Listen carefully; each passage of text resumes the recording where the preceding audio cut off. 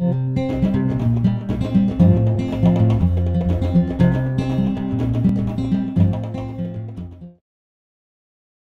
U.S. recession started in 2007 and has been seen as one of the longest recessions in the post-war era. The large effect it is having on the U.S. has led people to call it the Great Recession. The Modern Recession was caused by an increase in asset prices. This made debt and equity markets go into a state of instability. Another cause was the fact that there were too many banks lending money that they did not have. Every country's economy is linked. The U.S. recession began in 2007 and still affects the economy and businesses today. Specifically, the recession in the United States has had a global effect on the world market because we have the most powerful core economy. The American people are in financial trouble, as are the other countries that depend on our support.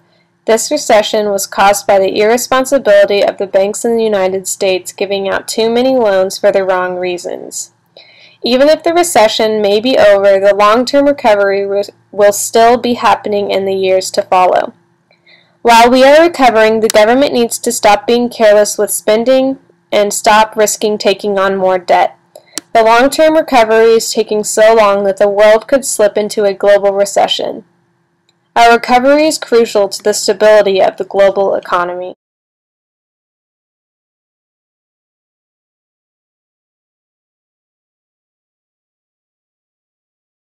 Investopedia defines a recession as a significant decline in activity across the economy lasting longer than a few months. The technical indicator of a recession is 2 consecutive quarters of negative economic growth as measured by a country's gross domestic product.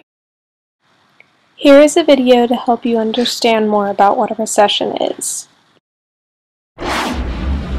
Welcome to WatchMojo.com. I'm your host Ashkan Karbas-Frushan, and today we discuss the dreaded R word, recession. Now, a recession is basically any downward trend in the business cycle, which usually leads to a decline in production and employment, and that usually leads to lower income for households, which means that they consume less, which in turn then creates a vicious cycle where companies produce less. Now, the way economists measure whether or not we are in a recession is that they look for 2 consecutive quarters with negative GDP growth. Now, sometimes they don't even look for 2 consecutive back-to-back quarters, they just look for 2 quarters in a given year, and that's enough to trigger the fear of a recession. Now, the term fear is very important here because recessions usually have an important psychological factor. If you think that the economy is going to slow down, you're not going to be consuming as much, and that means that companies aren't selling as many goods. And in turn, what happens is that they need to produce less and thus hire less people. It basically becomes a downward vicious cycle. Now, you might be asking, well, what are some of the causes of a recession? Well, those include speculation, national debt, inflation, devalued currency,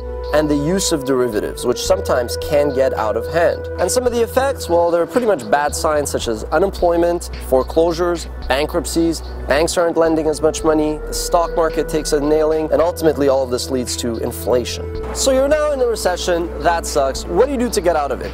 There are many schools of thought, and they're basically different, but all of them try to accomplish the same thing, which is getting back on the road to recovery. The first one is the Keynesian school of thought, which basically advocates deficit spending. That way the government basically invests and sparks economic growth. The second one is the supply side economic belief that says you need to cut taxes to get businesses to invest higher, and if they do that, then basically consumers have more money in their wallets to kickstart the economy again. And the third one is actually the one that is the most capitalistic one, which basically is laissez-faire capitalism. Just let it be. Let the market correct itself. Let the market's invisible hand come in and do what it needs to do. The financial crisis has caused so many problems not only in America, but also around the world.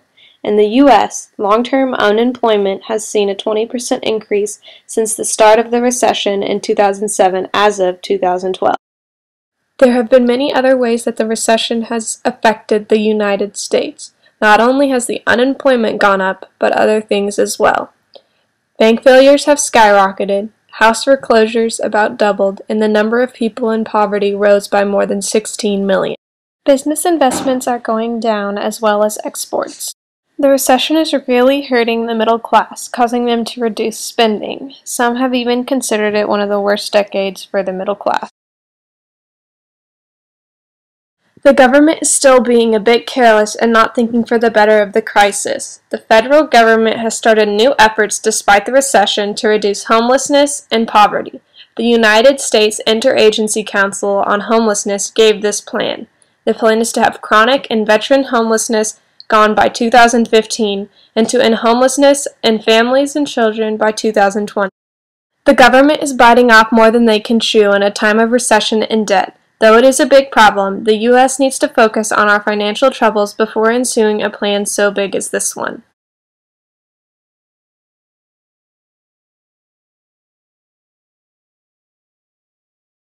The recession is causing a crisis in the global market as well. It is not just affecting the United States. This has to do with the world systems theory.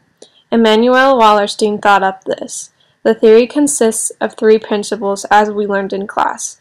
Number 1, there is one market/economy. 2, there's one labor force. And 3, the countries of the world are placed in one of three categories. The three categories are core, semi-periphery, and periphery. Every country has an effect on another. This is a reason to why the U.S. economy needs to be stable, because it is a core country and has a large impact on the other countries and their financial stability. Many core countries are located in Europe. This is important because there is a European recession as well. One of the reasons for the recession in Europe is the euro crisis. The U.S. and Europe being in a recession or in a recovery at the same time is not good for the global economy. Both these recessions have a huge effect on one another.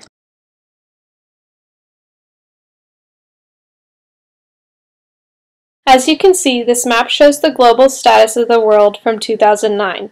Many core countries are in a recession. This is why there is so much orange on the map.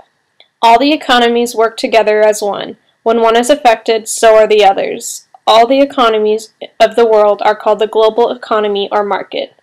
This map should put into perspective why it is crucial for our government and other core countries to try to stabilize our economies.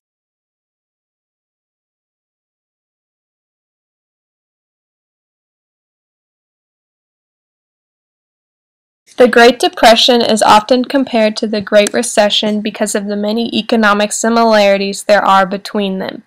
Each crisis led to increased asset prices and put debt and equity markets into turbulence.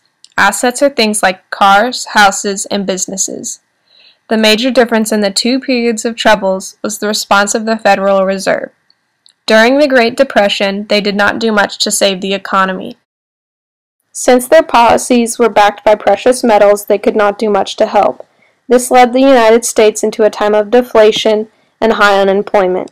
The Great Recession led the Federal Reserve to print around $2.1 trillion to help assist financial intermediaries such as banks and insurance agencies.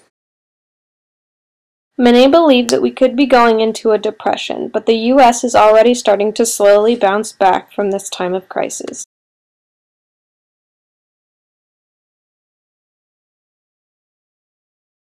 It is important to look at how large companies are dealing with the recession and how they are recovering from it. Companies had to make some changes in order to stay in business. The adaptations these companies had to make actually made money made per worker higher in 2011 than in 2007 when the recession began. To cope, many organizations were making things go digital and having jobs go overseas. Many companies began investing more overseas. Though many companies are coping well, there has been some problems within businesses. In the United States, businesses overall have laid off around 9 million employees, thus causing people to work longer hours. The recession has caused businesses to underpay their employees because of all the setbacks. Since the peak of the recession in 2008, many workers have been suing the companies for underpaying them. Workers have been required to work off the clock. Jobs were misclassified in order to cover tracks, and overtime work and work cut into personal time. All of the debates in the business world between employers and workers could cause the work world in America to change completely. Many companies are switching to hourly wages to ensure that overtime is counted for and no lawsuits are filed. In 2012, 7,006 wage and hour lawsuits were filed in federal court.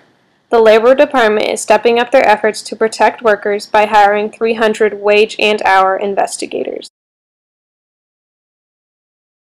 As you can see, we are below the average on GDP recovery as compared to the average post-war recovery time. This just shows the toll the recession has had, and its length and financial troubles were very painstaking. This graph shows that the recovery process is already making an impact on society. These major cities in the United States are seeing increases in employment in 2011 and 2012.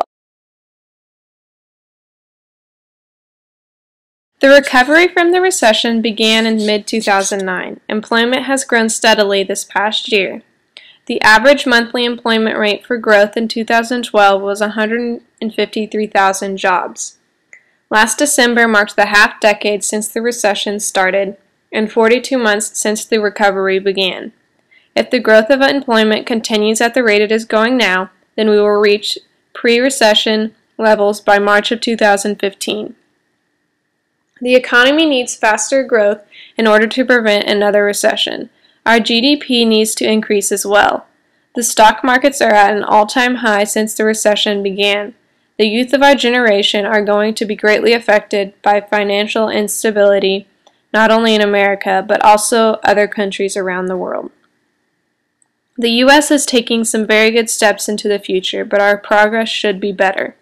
We also need to keep in mind that at any second the world as a whole could slip into a recession. This is something that cannot happen, and this is why our speedy recovery is so vital to the whole world. As a core country, we are one of the few that hold the global economy together. The United States are such a key player in the financial world.